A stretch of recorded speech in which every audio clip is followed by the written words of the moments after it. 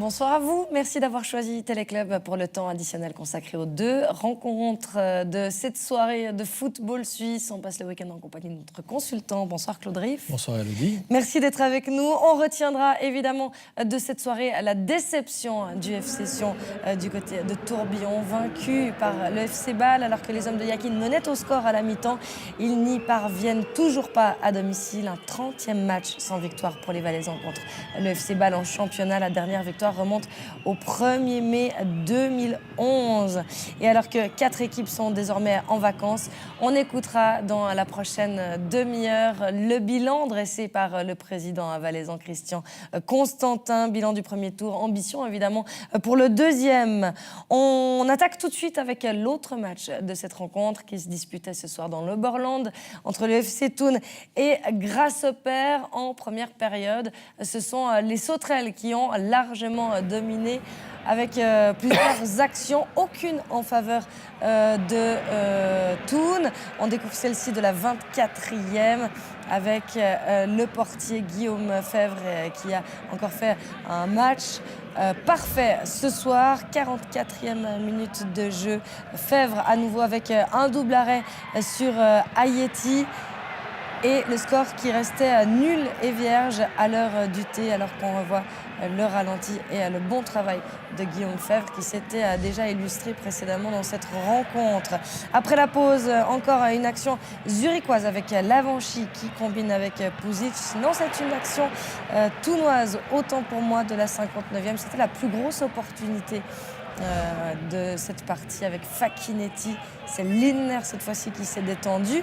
59e, on n'était pas dans le bon ordre avec l'action zurichoise, Lavanchi qui combine avec Puzic. Lavanchi qui récupère, au final ça va passer par-dessus. Vous l'avez vu encore une fois, Guillaume Fèvre qui s'illustre. Thun, pas loin de marquer sur corner à la 82e cette fois-ci, on y est. Spielmann et les Sauterelles qui peuvent remercier Lavanchi ici qui fait le sauvetage sur la ligne.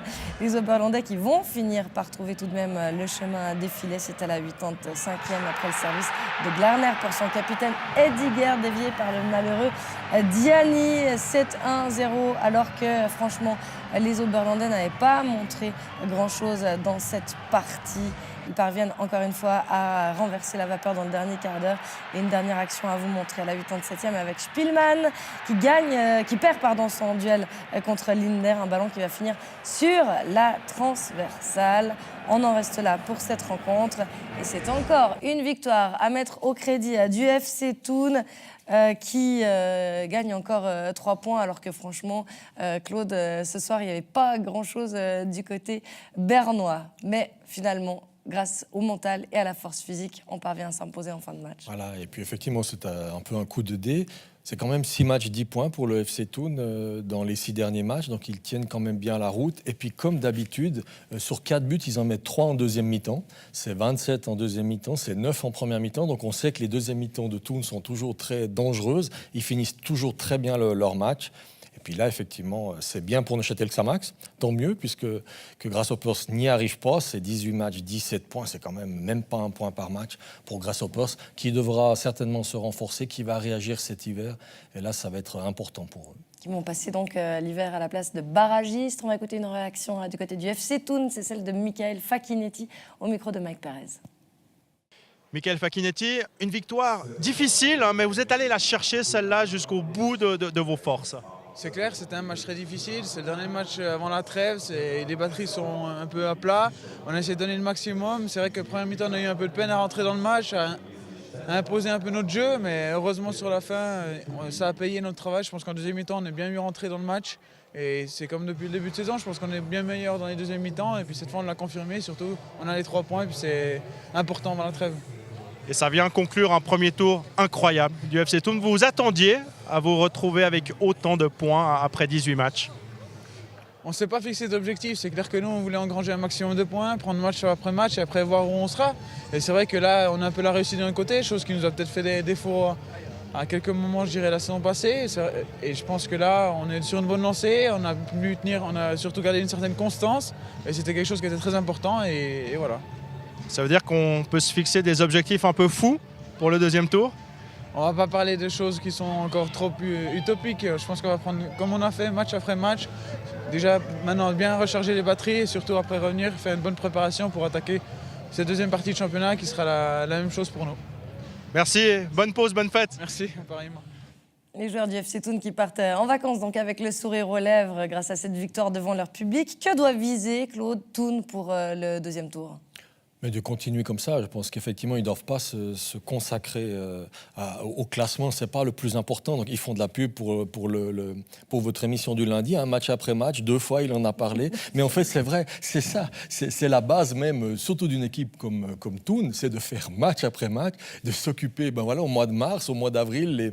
Et tout d'un coup, ils finissent 3e. Ils peuvent peut-être être qualifiés pour l'Europa League. En tout cas, ils finissent 3e à Noël. C'est un résultat extraordinaire. Je suis aussi très content pour Marc Schneider, un jeune entraîneur, et pour sa première apparition en Super League, il fait très fort. C'est vrai qu'il ne fait pas beaucoup de bruit, Marc Schneider, mais il est drôlement efficace. Thun qui ne se fera effectivement pas rattraper par Zurich, qui a 24 points, Thun avec 28 points. Est-ce qu'ils peuvent craindre maintenant la période qui s'ouvre de mercato hivernal, avec sans doute de nombreux clubs qui ont un œil sur des Spielmann, des Sorgic? Oui, ça c'est possible, effectivement. Peut-être que du point de vue économique, ils sont obligés de vendre un joueur. C'était Simone Rapp l'hiver précédent, donc peut-être qu'ils peuvent perdre un joueur. Ça, ce serait naturellement une mauvaise nouvelle, parce qu'à un moment donné, pourquoi pas garder les joueurs, finir 3e, puis les vendre au mois de juin, ça va aussi.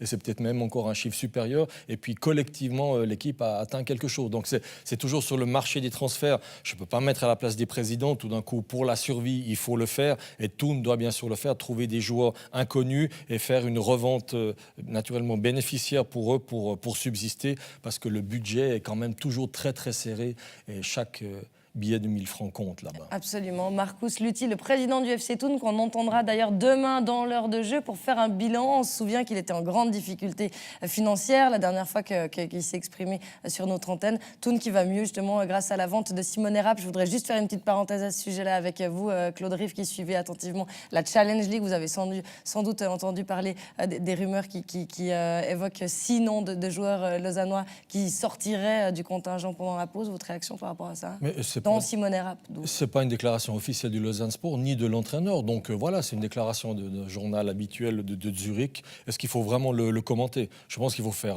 confiance naturellement aux gens qui vous répondent. C'était Pablo Iglesias et Giorgio Contini. C'est évident qu'il y aura des changements et que Lausanne doit trouver quelque chose parce qu'ils ne peuvent pas continuer comme ça. Et donc trouver les vrais leaders, les vrais moteurs dont ils ont besoin et que des changements, il y aura. Maintenant, est-ce que c'est sinon précisément, qui peut vraiment le dire? Mais c'est vrai que c'est toujours inquiétant quand on a les noms des joueurs dans la presse. De Challenge, on y reviendra à la fin de ce temps additionnel, puis également demain dans l'heure de jeu. Un mot peut-être sur Grasshopper, qui peut s'en vouloir ce soir, parce qu'ils se sont procurés de nombreuses occasions.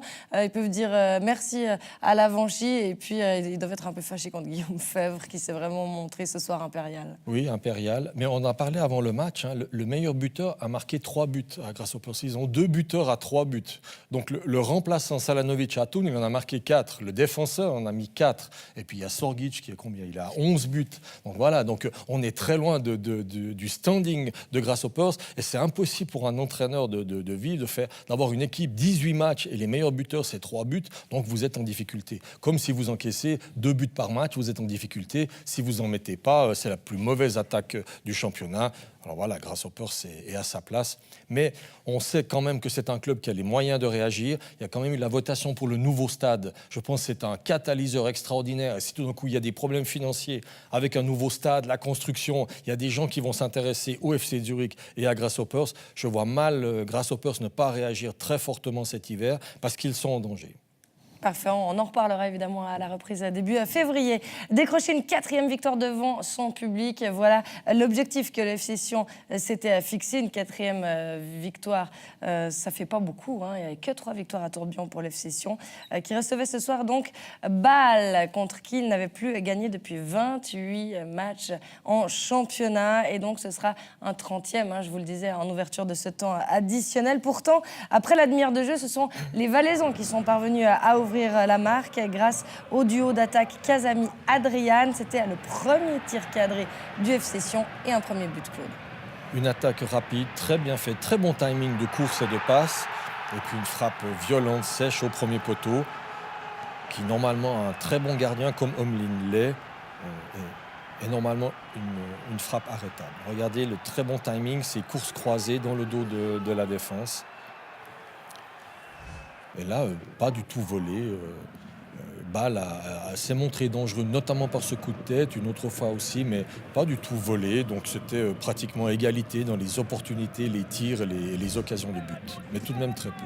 Et de retour des vestiaires, Sion qui va se faire surprendre directement avec ce centre de Kaloulou, la tête d'Ayeti qui va toucher la transversale et la reprise de Van Volswinkel qui profite du renvoi pour égaliser.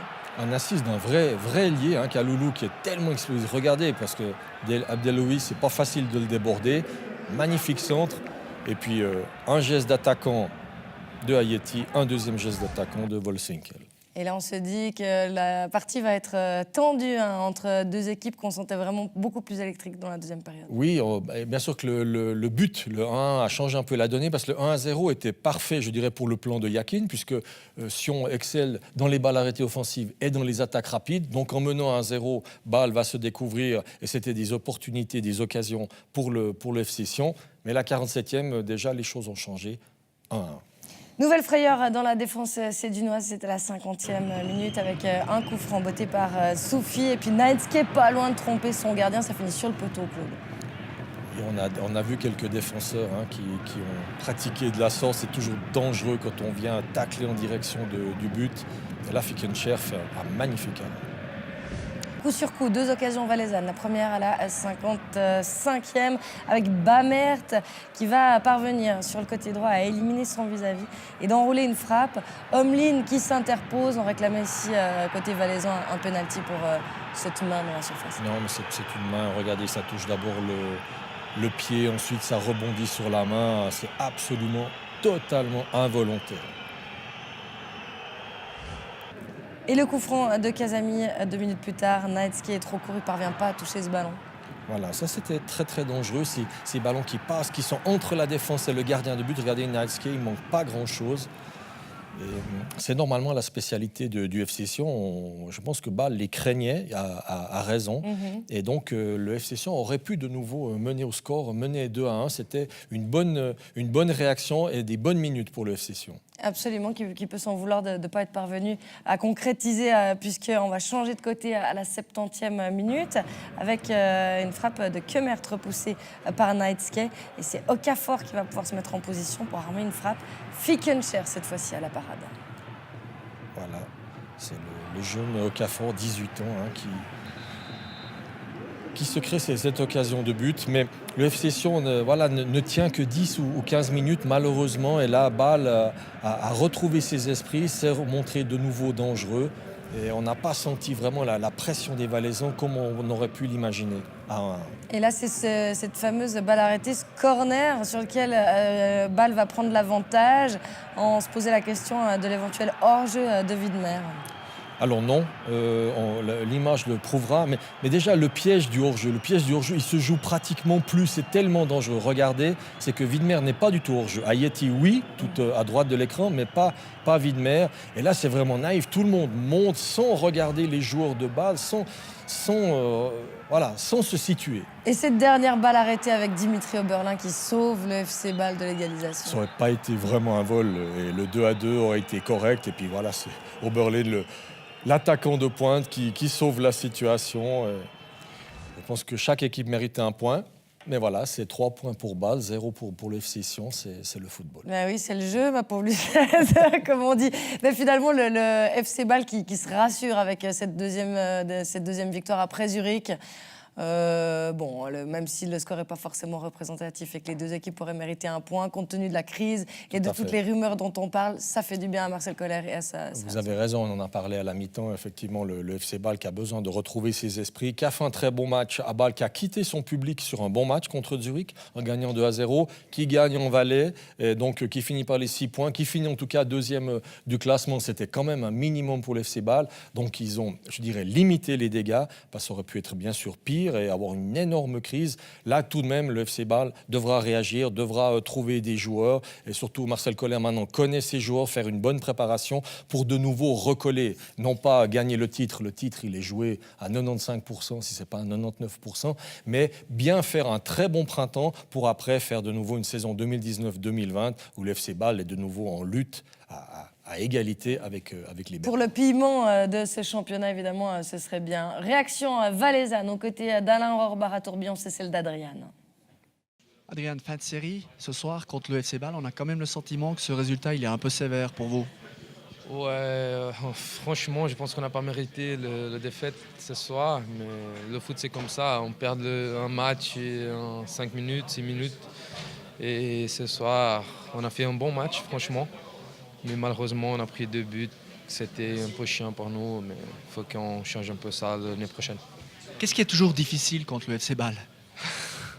Ça, c'est une demande un peu dure. Je ne peux pas dire, mais c'est dur contre Bâle. C'est dur, franchement, c'est dur. Qu'est-ce que vous pouvez dire aux supporters sédunois pour le deuxième tour? Je pense que le deuxième tour... Non, je suis sûr que le deuxième tour, on va faire beaucoup mieux que ces premiers. Parce que maintenant, on comprend comment on doit jouer avec Yakin, sa mentalité de jeu. Et voilà, maintenant, on est plus prêt pour faire le deuxième tour. Bonnes vacances. Merci, c'est gentil à vous. Et celui qu'on a envie d'entendre, évidemment, à mi-championnat sur le bilan de ce premier tour et les ambitions pour le futur, c'est le président Christian Constantin qu'on retrouve avec Alain Rohrbach. Oui, Elodie, de retour à Tourbillon avec le président Christian Constantin. Juste après cette mortifiante défaite contre Bâle, c'est difficile, mais on doit quand même tirer le bilan. Après ces 18 matchs, vous avez 21 points. C'est 4 de plus que l'année passée. Vous êtes un peu mieux classé. Mais vous, quel bilan vous tirez, point de vue comptable? Bon, comptablement, on était tellement mal parti dans le championnat. Je crois que les 8 premiers matchs, 8 ou 9 premiers matchs, on avait fait 6 points. Donc on était très mal la première 50% de l'automne. Après, on a fait une quinzaine de points, ce qui était un peu mieux dans le décor. Et puis ce soir, ce qui est un peu ennuyeux, c'est qu'il aurait pu... ce match était plaisant, c'est con de ne pas avoir gardé quelque chose à la fin. Et à domicile, 3 victoires, un match nul. Vous attendez quand même plus devant vos partisans?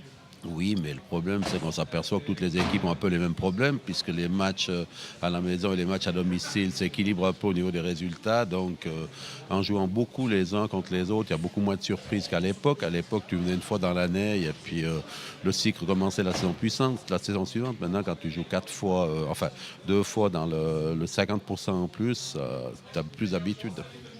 Peut-être difficile déjà de se projeter sur ce que vous allez faire cet hiver. Il vous reste une licence étrangère, 2 licences suisses. On a Carlitos sur la touche. On parle éventuellement de Juric. Quelles sont vos priorités pour cette licence?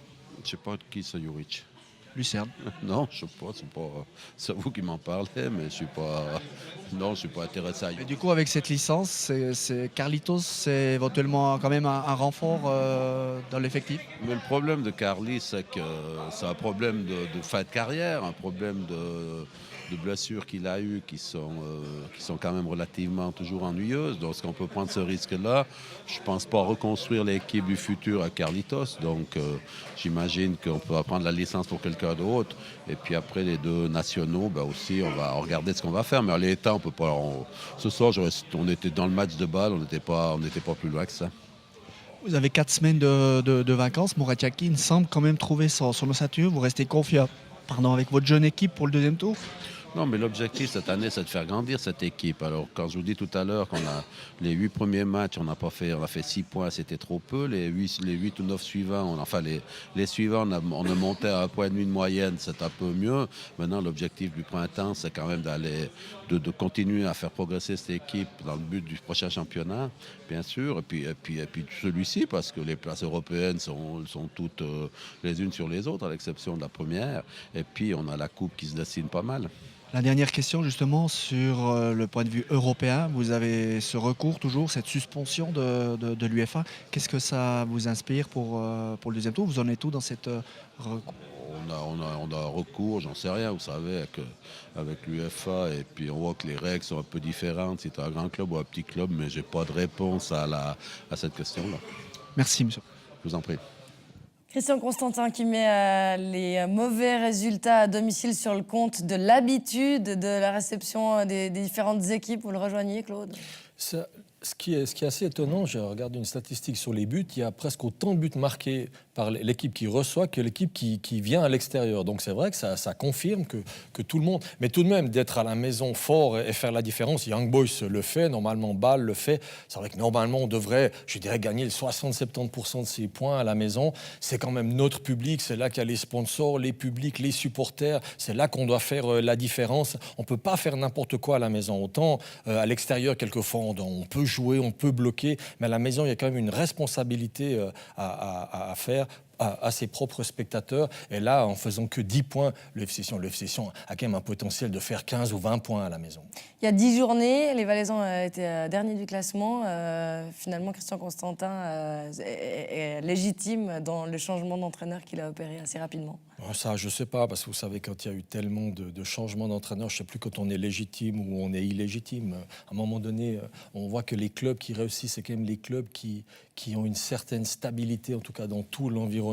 C'est mieux d'avoir un entraîneur, d'en trouver un, de faire en tout cas 2 ou 3 ans avec. On sait bien qu'on ne peut plus faire 7, 8 ou 9 ans. Ça, je comprends parfaitement. Mais à un moment donné, il faut trouver le bon. Alors, Murat Yakin, quand même, c'est un nom, c'est un personnage. C'était quelqu'un que Christian Constantin voulait absolument. Donc voilà, c'est l'entraîneur. J'espère qu'il aura le temps de mettre en place, puis de connaître un petit peu des hauts et des bas, parce qu'il n'y a pas toujours, c'est pas toujours une pente ascendante. Il y a tout d'un coup des petites rechutes, et puis on remonte pour finir à arriver au sommet. Ce qui est quand même le but du FC Sion, qui n'est plus dans les 3 premiers depuis une dizaine d'années tout de même.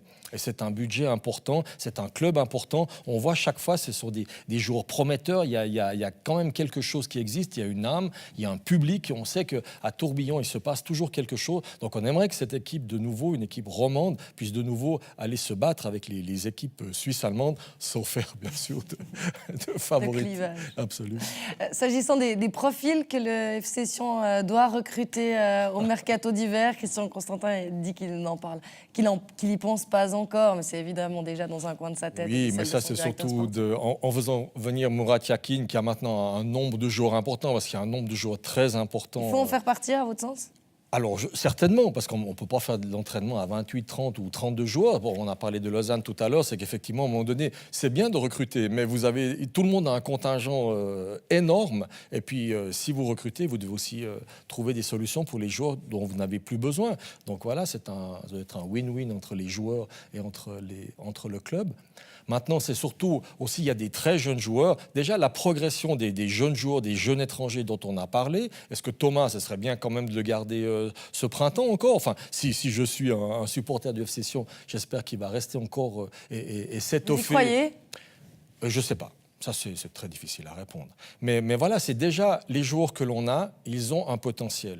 Donc c'est déjà intéressant. C'est pas, effectivement, il a parlé de Carlitos, Christian a parlé de Carlitos, à 35-36 ans, en étant tout le temps blessé. C'est-à-dire que Carlitos, dans 12 mois, 18 mois, ce ne sera peut-être pas le fer de lance du FC Sion. Et là, on n'apprend rien à personne. Donc voilà, il y a quand même des possibilités déjà dans l'équipe.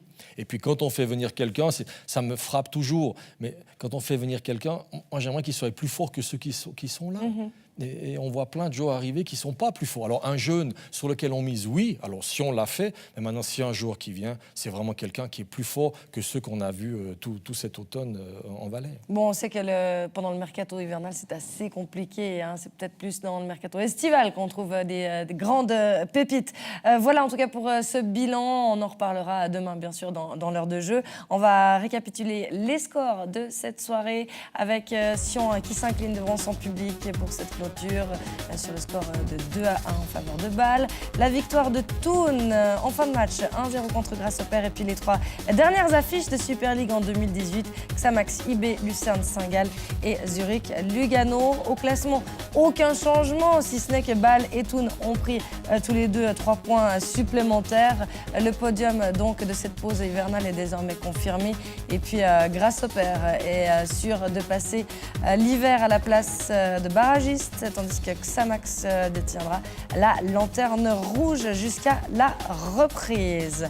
On dispute également ce week-end la dernière journée du premier tour de Challenge League. Un coup d'œil aux résultats avec Servette qui s'en est bien tiré vendredi contre Rapperswil avec une victoire 4-1.